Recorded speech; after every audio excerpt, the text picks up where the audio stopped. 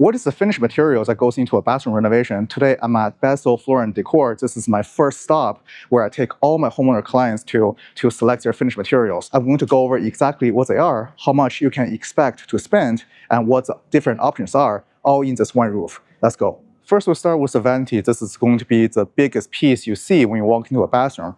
Most vanities here and on my budget sheet is around $500. That covers one of your standing vanities like this. Most of them are between 30 to 36 inches wide. So for the vanity, there's two considerations. These ones are standing vanity, which means they sit on top of the floor. So the advantage of this style is that they're really, really sturdy. So imagine after a long, tough workday, you come home and you're trying to rest and you put your hand on top of the vanity to support yourself. Then this kind of vanity will give you the best support. While these are most economical and very sturdy, some people may choose to go with a better look. Over here are all your floating vanity. These vanities run between $700 to $1,500, and some of them could go up to $2,000, $3,000, $4,000, or $5,000. The ones available here at Besso are generally very affordable, starting at $700. These floating ones are a lot more stylish. You got plenty of floor space to go under. You can add a custom lighting strip or have a little bit more storage on the floor if you want to, and you can just make it way more prettier. You just have to be very careful when you're trying to rest your hand here because you have such a big leverage, so these tend to be a little bit weaker.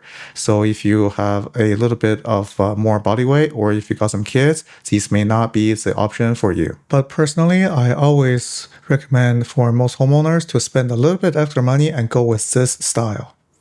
In terms of the sink, I do like the ones where the sinks are built into the countertop, so we don't have an edge where the sink is stuck to the counter and you can get some mold and mildew buildup. For example, in this sink, if you were to splash water outside of here, then you can't just use your hand to scoop the water inside the sink. You have to get a towel and then clean the towel after, which takes a lot of extra work. So personally, I'm not a fan of raised sinks. Toilets is one area where you can easily spend $200 to a couple $1,000. So the cheapest one here are about $200, and the most expensive ones are around $1,000, and you can easily go up even more. This area on my budget sheet is only $200, but you can easily choose something more expensive or better looking. If you spend $200 or less, you tend to get these toilets with the vent and the plumbing already exposed on the side. So these are pretty affordable. But if you spend just a little bit more money to around $250 to $300, you can get some toilets that have a flash side, which is something that's really popular right now. Some of the more expensive toilets have smart features. For example, this one here, when you come up to it, it automatically senses you're here and opens the toilet lid. And when you're stepping away, it automatically closes the toilet lid and then flushes. So next time you come over, the toilet seat is always warm, and there's a feature to wash your butt. I really like these ones, though they do cost around $700 to $1,500. There is a trend to go with floating toilets, but just like the vanity, I do prefer to have my toilets sitting directly on the floor, so it's fully supported. When you are onto the toilet, onto the wall, there's always a leverage, and the possibility of the toilet breaking off the wall is just not something I want to think about when I want to use a toilet. With the tile sizes, these tiles behind me are 32 by 32s, and this is what we consider a standard and very installable tile size. You want the size that's not too big and not too small, because either directions will incur more installation labor. So for this tile, it's a standard size, and we include it with all our labor costs. Tile sizes up to the one you see here, which are 24 by 48 inch tiles, are included in the standard price. Tiles larger than this require multiple persons to lift it, and also if any chips on the tile break off, then you have to replace a lot more tile. So the laying of these bigger tiles are going to be a lot more risky, which means they will cost more to install. Another factor that influences the tiling cost is if there are any veins on the tile.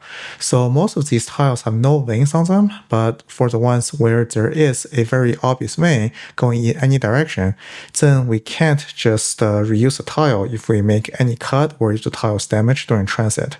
This means we'll have more wastage, and more wastage in both the tile material and also our labor. So this means the tiles with veins cost more to install than the tiles with no veins or no pattern at all. And also, very importantly, the body of the tile and the face are either the same or very similar color. because I like to go with a miter tile a lot, where I cut this tile here on 45 degrees. So if you have a body being two different color, then it's very easy to have a exposed different color body, and that doesn't look very good. Versus here, it's kind of a similar color, so these will blend in a lot better. If you have a tile like this is pretty gray, almost white, and then this part is all black. So it's very easy to have exposed edge, and that just makes my job a lot harder. So over here, this is my 2 foot by 2 foot tile. This will be the smallest tile we can install for the same standard labor. If you want to go over to this side where you have a 2 foot by 1 foot tile, then you're going to have too small and you're going to have a lot of edges and a lot of cleaning up and matching up to do. So it's harder to install.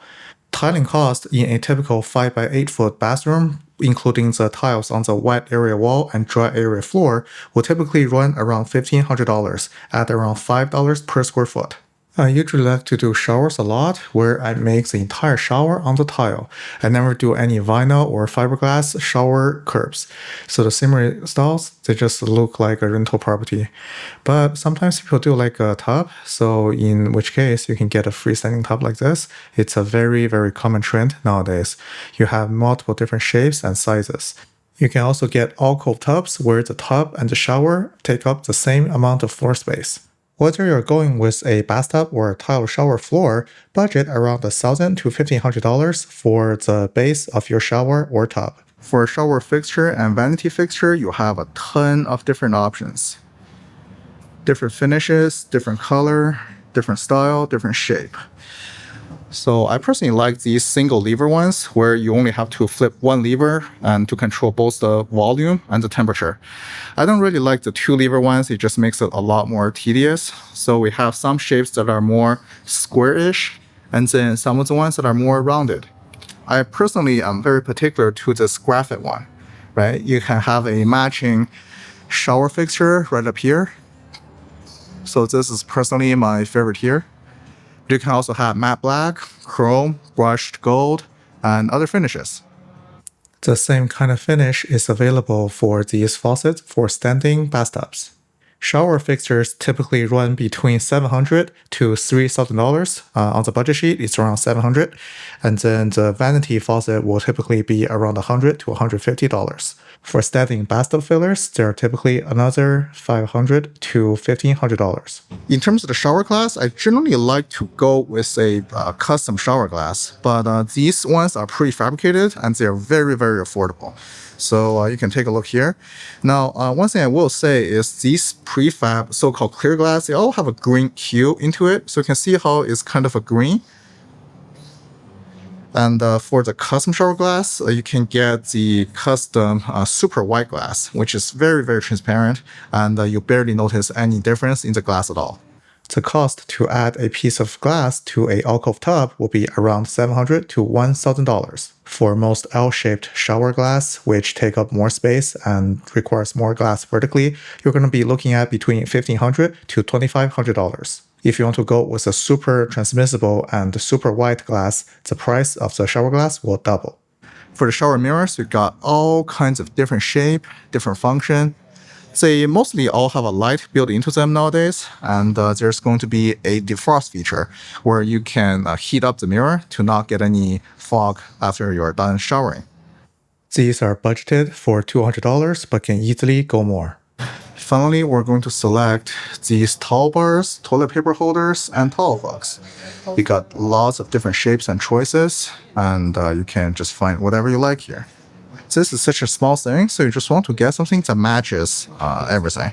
So you can see this is just $90 for a 3-piece set. It's a really, really good price. They have a lot of options with baseboard and casings. This is another detail that you really want to get a lot of choices for. So typically what's common right now are these really straightforward and simple bevel baseboard. And you can also have these ones with a notch in the middle. These two and the square stock will be the most common. The casing and baseboard in a typical 5x8 bathroom will run between $150 to $200. It's important to have both the caulking and the grout match the tile color as close as possible. Some people like to go with a contrasting look. For me, I personally like to go with a matching look.